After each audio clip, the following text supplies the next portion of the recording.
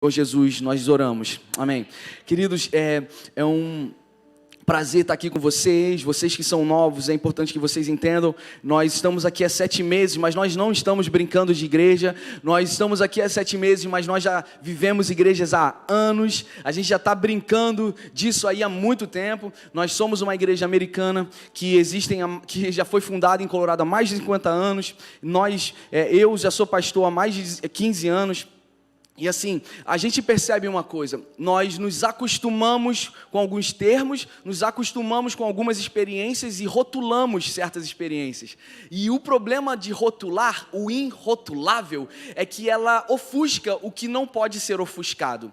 A glória de Deus, portanto, ela muitas vezes é deturpada. A glória de Deus é interpretada como um mover sensorial. E eu posso afirmar para você nessa noite que a glória de Deus é muito além do que nós podemos sentir. E eu já começo a perguntar e a responder a pergunta, o que é glória de Deus? E eu já afirmo, não temos como responder. Porque na nossa pequenez, a nossa limitação, não podemos responder uma pergunta que representa algo tão grandioso, tão único.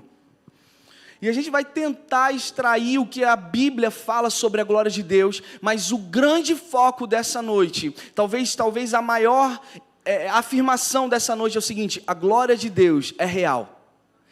E a gente vai tentar discutir o que é a glória de Deus, e em cima dessa observação eu posso afirmar que essa glória é algo que nós não podemos produzir, mas nós podemos ser impactados.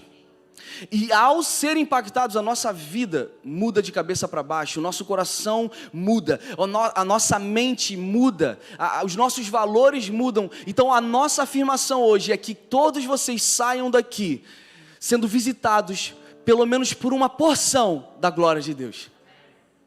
O que é essa glória de Deus? Como definir? E eu perguntaria para vocês assim, como é que eu vou definir o que é beleza?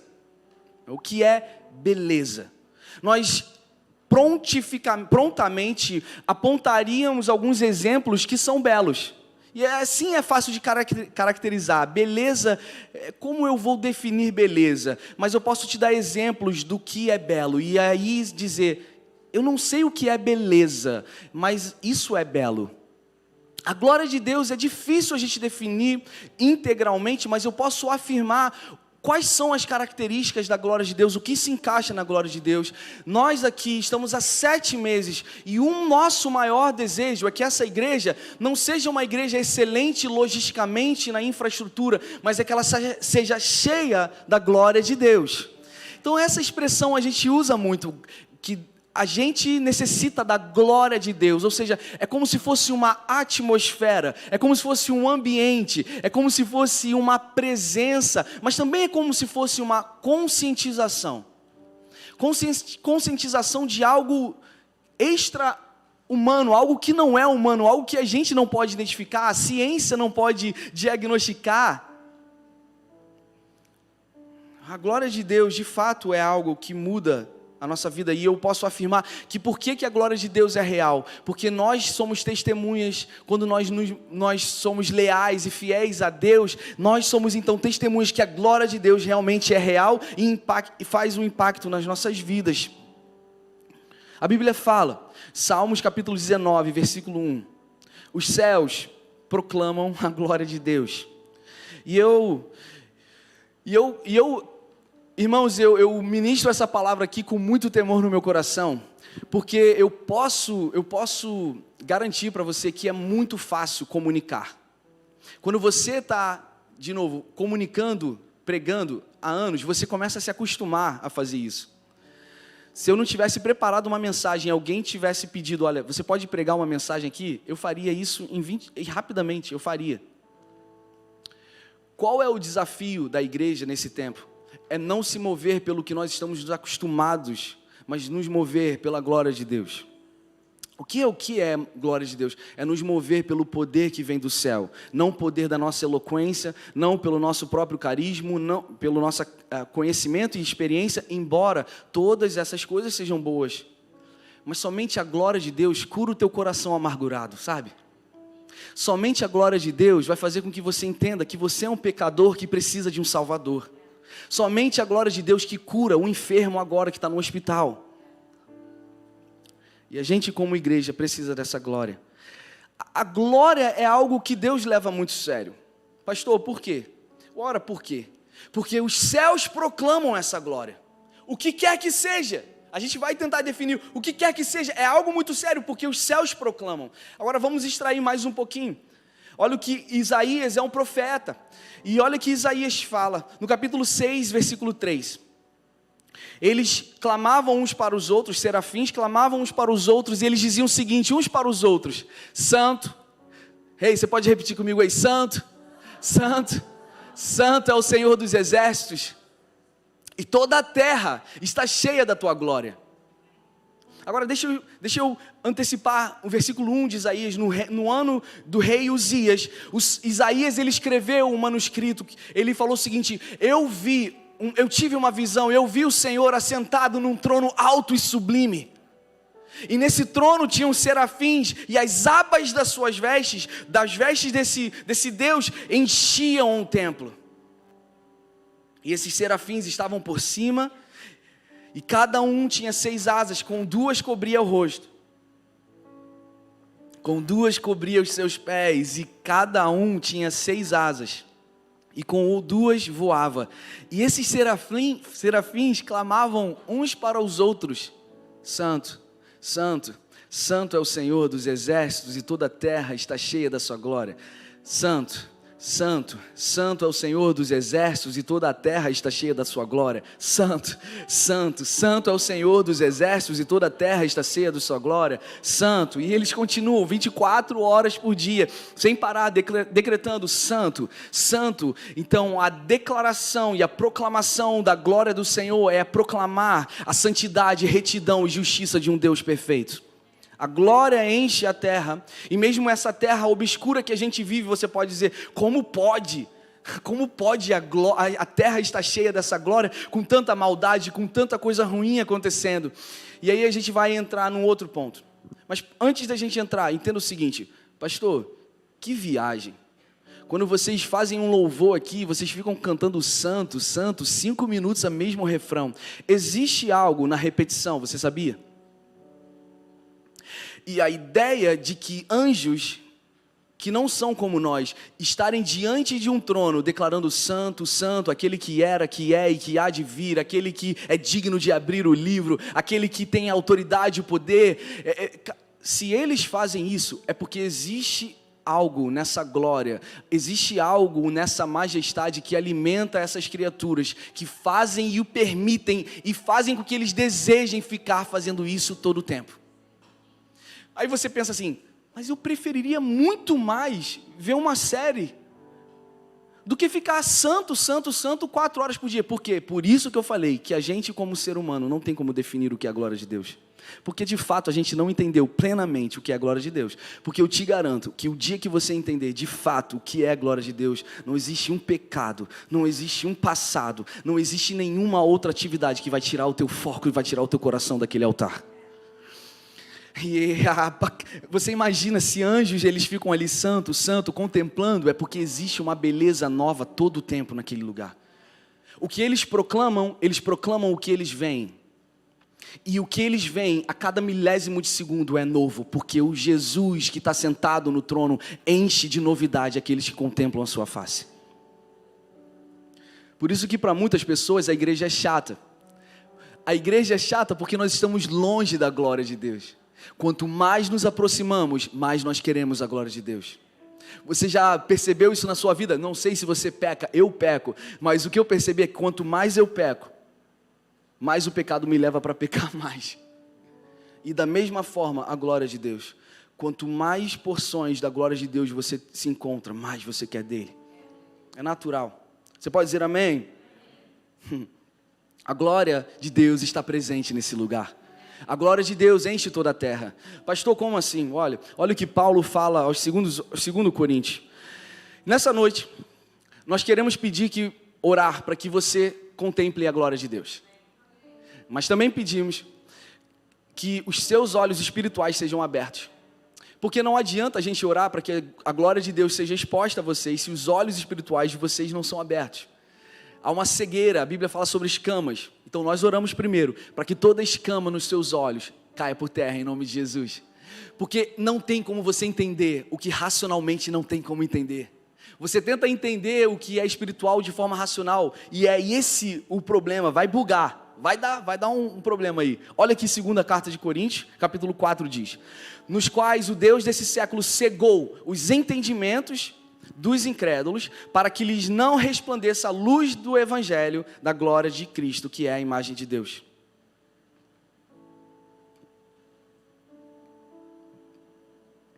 Que toda escama caia dos nossos olhos, para que a gente consiga enxergar quem Deus é. Eu acho interessante uma coisa. Eu tinha várias vezes no meu consultório que um paciente, ele tinha que tratar canal, e qual era o lance? Ele recusava qualquer tipo de tratamento quando os dentes eram posteriores. Os dentes ninguém iam ver, tá entendendo? Não tinha dor, era assintomático, era claro, tinha ali um problema que precisava ser tratado. Mas se ele não tinha dor e não eram os dentes da frente, ele não queria pagar por aquilo. Vocês estão aqui?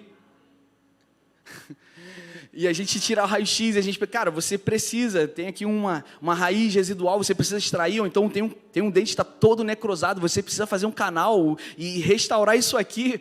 Ah não, mas eu não sinto dor. Então, o paciente assintomático, ele não vai pagar o que você quer, porque não tem dor, e também porque não é o dente da frente. Nós vivemos de aparência, ou vivemos pelo sofrimento? Nós buscamos a Deus porque a gente precisa, que é bom para nós, e na dor a gente começa a querer Deus. Aqui é o exemplo, já contei a história para vocês, legal? Que um dia eu estava extraindo dente, eu estava extraindo um dente de um senhor, e aí era uma raiz residual, era pequenininho, gente. E aí, na hora que eu tirei, ele tossiu e ele engoliu.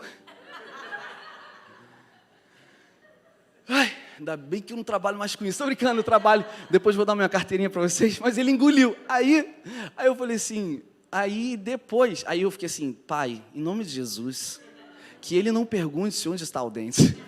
Que ele não percebeu, estava todo anestesiado. Porque todo paciente fala assim, quero ver, cadê? Aí eu fiquei orando em línguas. Deus, que ele não pergunte onde é que está esse dente lá. Acabou, Senhor. Está tranquilo, deu o ponto aqui, saturado, tranquilo. Vai com Deus, deixa eu abençoar. Vou nem te cobrar. Aí ele, mas não. Quando ele foi para a porta, cadê o dente? Vai levar. Aí eu, desgraçado. Aí brincadeira. Aí eu falei, olha, se eu já ia falar, tá? Porque eticamente a gente já tinha que falar, tá? Eu já ia falar, gente. Não ia não. 24 anos, é ruim. Tô brincando, e assim. Aí eu falei, ó, você acabou, você curtiu, você sabe? O Agostinho Carrara, você escolheu, acabou, tá tudo tranquilo. Brincadeira, eu falei, ó, você engoliu o dente, você tossiu aí, deu um problema. Aí eu fiquei imaginando ele, vou ligar pro meu advogado. Aí ele, tem problema não, doutor? Vai sair isso aqui um dia, vai sair. Eu falei, meu Deus. Mas brincadeiras à parte, qual é a necessidade da solução se não há conscientização do problema, né? Se vocês acham que vocês são santarrões e vocês não são pecadores, já começaram em mim, se eu não entendo que eu sou um pecador, para que um salvador? Se eu não tenho dor, para que um remédio? Se eu não sinto dor, para que um tratamento? O que importa é a aparência e o que importa é o sintoma. Porém, vamos às Escrituras e eu vou afirmar para vocês que o propósito também nessa noite é fazer com que cada um de vocês saiam entendendo o seguinte: vocês estão encurralados pelos seus próprios pecados, vocês precisam de um Salvador, vocês precisam de um mediador entre vocês e o Pai. Todos nós somos pecadores, nós precisamos de um Salvador. Então, embora eu não quero trazer um peso de condenação para você, eu quero trazer um peso de conscientização para você. Porque sabe qual é o efeito da glória de Deus? O efeito da glória de Deus é quanto mais chegamos perto da glória de Deus, mais sujo nós nos sentimos. E a gente fala, eu não sou digno disso. Por quê, pastor? Como isso? Você lembra que eu leio Isaías, que ele teve essa visão de um alto e de um alto e sublime trono? Se lembra que eu li isso?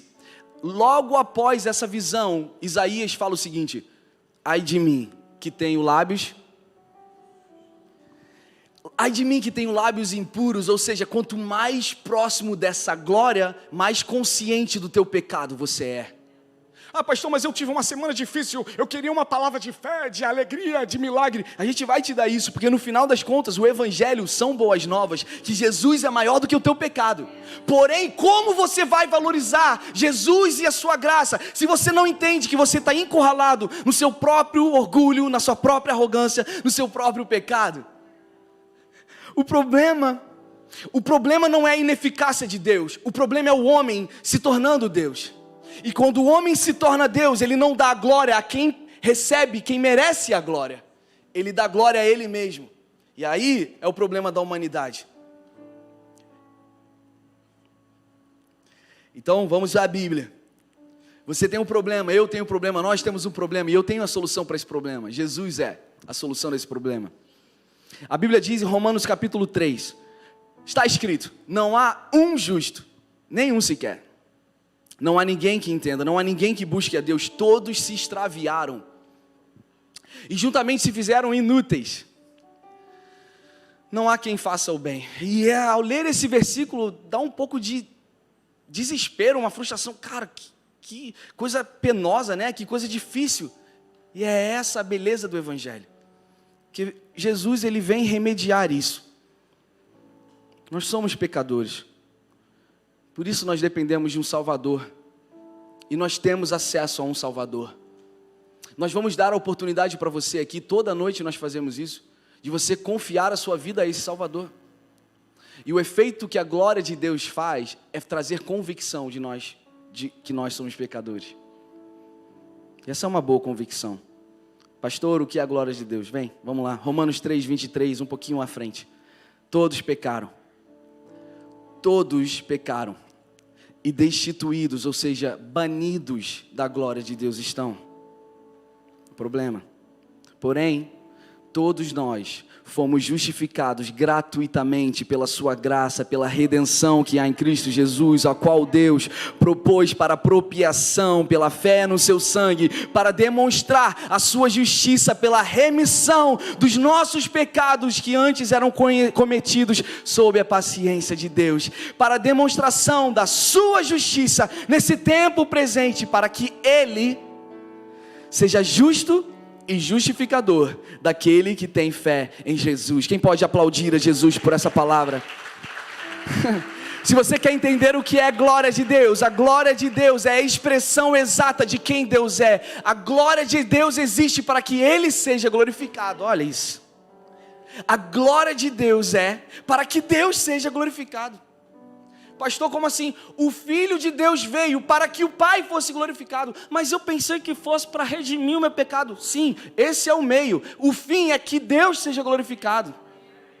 Não, mas eu pensei que eu era o alvo do amor de Deus. Eu era o centro do amor de Deus. Cara, você é amado por Deus, mas o final não é sobre você nem sobre mim. O final é sobre o Pai que está nos céus, sendo glorificado, porque Ele é o único digno, Ele é o único santo, Ele é o único majestoso, Ele é o único reto. Ele tem o poder nas suas mãos. Ele se renuncia da sua divindade por amor a mim e você. Por isso que a gente tem que se dedicar ao Evangelho. Por isso que a gente tem que viver pelo Evangelho e morrer pelo Evangelho, porque nenhuma narrativa no mundo vai oferecer uma mensagem tão poderosa como essa. Pastor, então o que é a glória de Deus? A glória de Deus representa a santidade e a retidão do nosso Criador. Porém, apenas aqueles que reconhecem a redenção em Jesus começam a experimentar essa glória, porque somente eles foram perdoados. Por isso que muitos não entendem a glória de Deus, não entendem quem Deus é, porque não enxergam, não conseguem enxergar de uma forma racional. Estamos aqui, estamos juntos? Ou seja, Deus é, porque Deus não existe, Deus é para receber a glória da criação. E você existe para dar glórias ao Criador. A gente já podia sair daqui nessa noite, você entende o propósito eterno de Deus. Deus existe para receber glória, e você existe para dar a Ele glória. Mas eu estou com problemas na minha casa, eu estou com problemas no meu casamento, Beleza. Nós entendemos isso. E que o Espírito Santo e essa glória inunde teu coração com fé e com esperança, e fazendo você entender que você é mais vitorioso, mais do que vencedor com Jesus. Mas nunca deixe de dar glórias a quem merece glória. A glória de Deus existe para glorificar a Deus. Eu achei isso engraçado, né? A glória dele existe para ele.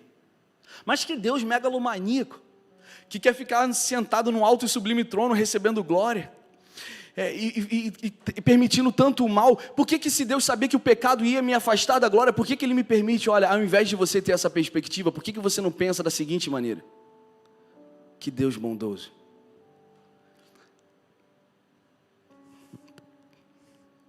Porque eu merecia o inferno. Desculpa, eu amo vocês, mas todos vocês mereciam um inferno. Mas Jesus entra na nossa história. Você merecia a ira de Deus pelo seu pecado, mas Jesus entra na sua história. E Ele recebe do Pai a ira que estava sobre nós, para que você não recebesse a ira dele. Ao invés de entender e achar que Deus é megalomaníaco e Ele permite o mal, pense diferente. Deus é bondoso. E todos mereciam o inferno, Ele poupa aqueles que depositam a sua fé em Cristo Jesus. Eu te prometo que ao invés de você perguntar qual é a vontade de Deus para a sua vida, comece a perguntar, Deus, qual é a tua vontade? Ponto de interrogação. E como eu posso dedicar a minha vida para cumprir a tua vontade? Muda a perspectiva de que você não é o centro, Ele é o centro, e todas as coisas vão cooperar para o bem daqueles que amam a Deus e são chamados segundo o seu propósito. Nós iremos ser uma igreja que iremos perseguir essa glória, iremos perseguir esse ambiente, iremos perseguir porque essa glória restaura casamentos, essa glória restaura vidas. Essa glória faz com que o pecador se entenda e entenda que ele é um pecador e se convence do pecado. Essa glória cura aquele que está com seu coração em dor. Essa glória traz esperança e a glória de Deus está nesse lugar.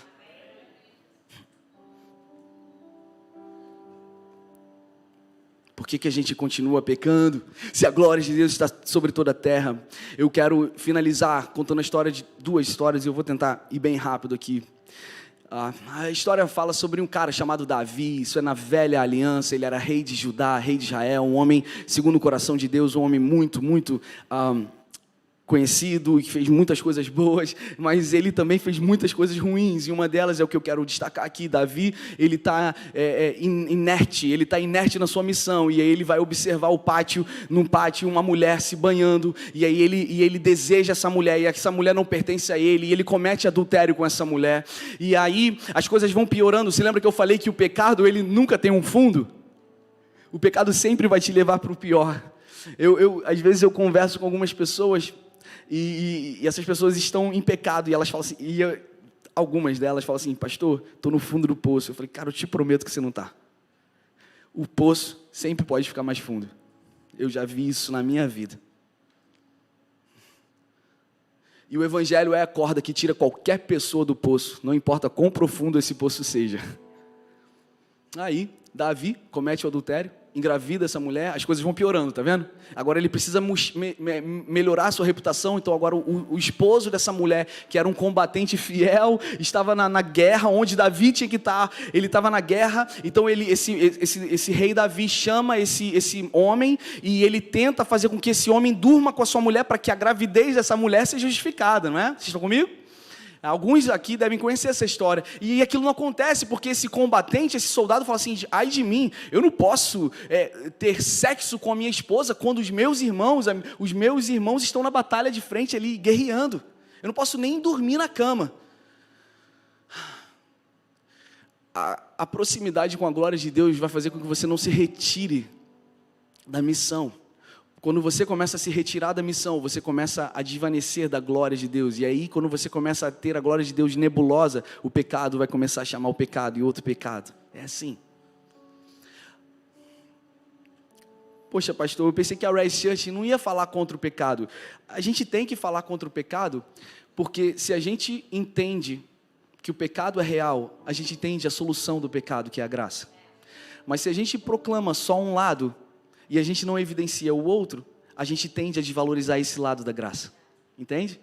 Por que a gente também tem que falar do pecado? Não é para desanimar vocês, mas é para que a gente valorize cada vez mais o evangelho da graça.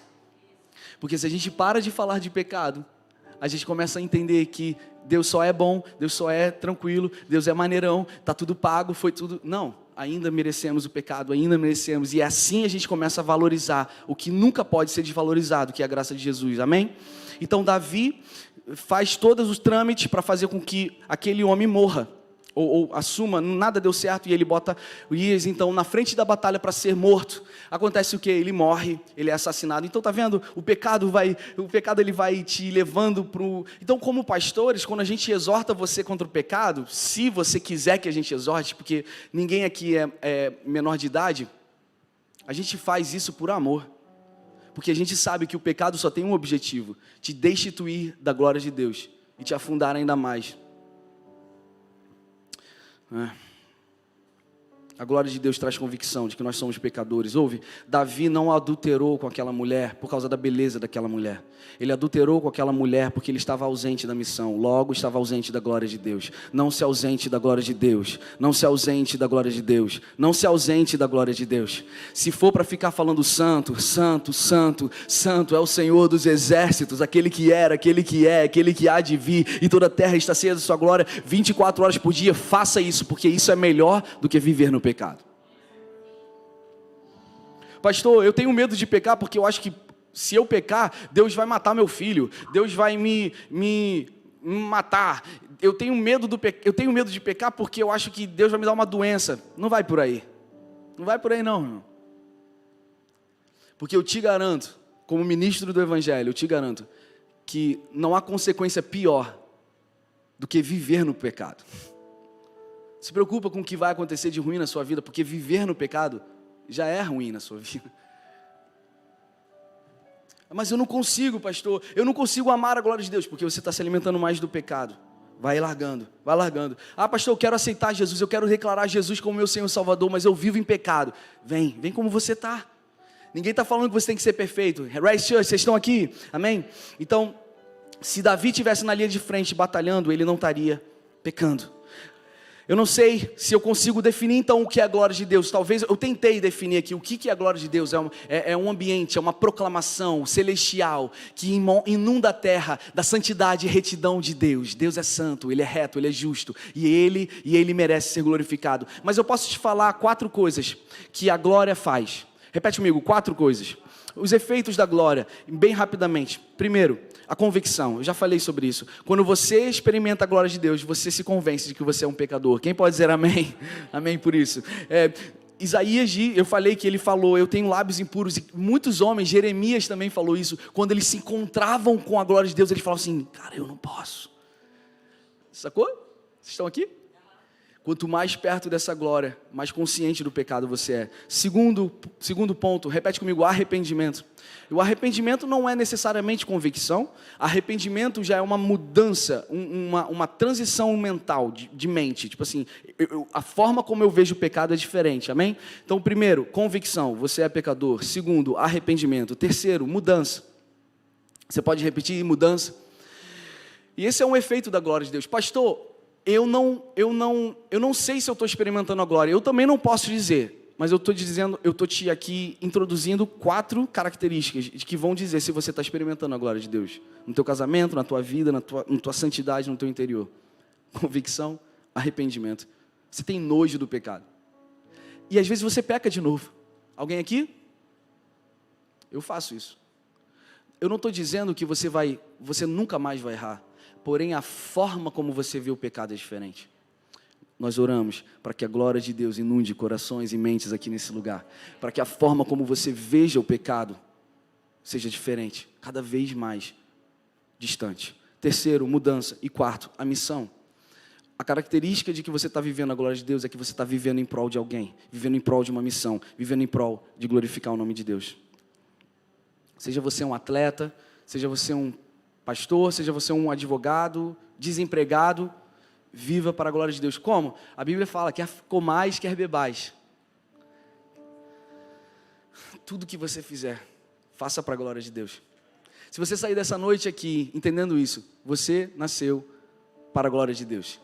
Eu te afirmo isso. Pastor, mas eu tenho um vício em álcool, eu tenho um vício em drogas, eu tenho problemas de sexualidade, eu estou traindo a minha esposa, estou traindo meu marido. Eu te garanto, eu ainda afirmo que o teu pecado não te define quem você é. A glória de Deus vai definir quem você é. Você nasceu para a glória de Deus.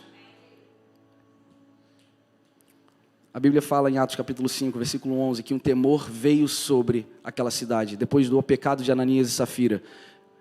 Uma consequência da glória de Deus, um temor vem sobre nós. É medo? Não, temor é diferente de medo. Temor é aquele entendimento, Deus é o meu amigão, Deus é o meu brother, Deus é o meu melhor amigo, Ele está comigo. Mas Deus é o Senhor dos senhores. Ele é o Rei dos reis. Sabe, é aquela junção de Deus Ele está me abraçando, Ele é íntimo de mim, mas também Ele é o Rei da glória. Ele é o Senhor, o Criador de todas as coisas. Esse temor tem que estar em nossos corações. Terminando a história, Davi é confrontado por um profeta chamado Natan. Natan vem até Davi e fala, cara, tinha um cara muito rico e ele tinha muitas ovelhas, e tinha um carinha muito pobre, tinha uma ovelha, e esse cara rico pega a ovelha do cara pobre, mata e faz um churrasquinho com aquela ovelha. O que você acha aí, Davi? Eu mando matar. Davi prontamente julgando como um grande rei. E aí Natan fala, você é esse cara.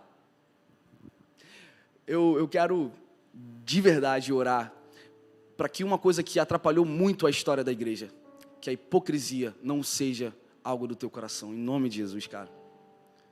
A trave que está no nosso olho, que a gente não vê, a gente vê de todo mundo, que em nome de Jesus nós não sejamos uma igreja hipócrita, que vê todo o erro nos outros, mas não vê nos nossos. A glória de Deus traz convicção pessoal, para de ficar olhando para os outros. Deixa eles com o Senhor. Então Davi cai, e ele tem um encontro com a glória de Deus. Se você pode levantar as mãos. Quantos desejam ter um encontro com a glória de Deus? Essa foi a convicção que um rei, eu não estou falando de um copeiro, não estou falando de um servo, o rei de Judá, o rei de Israel, é confrontado pelo profeta Natan, e ele cai, ele se dobra e fala assim, eu pequei contra o Senhor. Eu pequei contra os céus. E aí Natan responde o seguinte, e o Senhor perdoou o teu pecado. Uau, na velha aliança, imagina o pai de Urias. Como assim? Ele matou meu filho, ele traiu meu filho. Porque isso aqui é uma profecia messiânica, isso aqui é uma declaração messiânica de que Jesus viria e perdoaria o pecado de muitos. O Senhor perdoou os teus pecados. Romanos capítulo 11. Vocês podem sentir a presença de Deus aqui nesse lugar? Em Romanos capítulo 11. Ó, profundidade das riquezas, tanto da sabedoria como da ciência de Deus. Quão insondáveis são os seus juízos e quão inescrutáveis os seus caminhos. Porque quem aqui na Rise Church ou quem na terra compreendeu a mente do meu Senhor? Ou quem foi o seu conselheiro, ou quem lhe deu primeiro a ele, para que ele seja recompensado, porque para ele são todas as coisas, a glória pertence a esse Criador. A vida de vocês vai ser melhor, eu prometo que vocês entenderem que vocês não são o alvo da glória, vocês são o instrumento da glória do Senhor. A glória é para Ele. Rise Church, nós estamos aqui para glorificar e fazer o nome de Jesus conhecido. Você pode renunciar a uns pecados de estimação, você pode perdoar pessoas que te feriram, você pode perdoar pessoas que te magoaram, porque fazendo isso, Deus é glorificado. Você pode começar a servir, você pode acreditar na igreja novamente, você pode acreditar em Deus novamente, porque é isso que você nasceu. Você nasceu para dar a Ele a glória. Eu quero orar por você. Se você puder, feche os seus olhos nesse momento.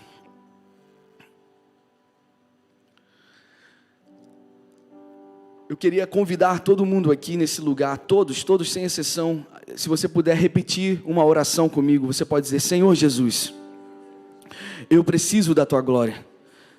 Senhor Jesus, eu reconheço o meu pecado e eu me arrependo dos meus maus caminhos.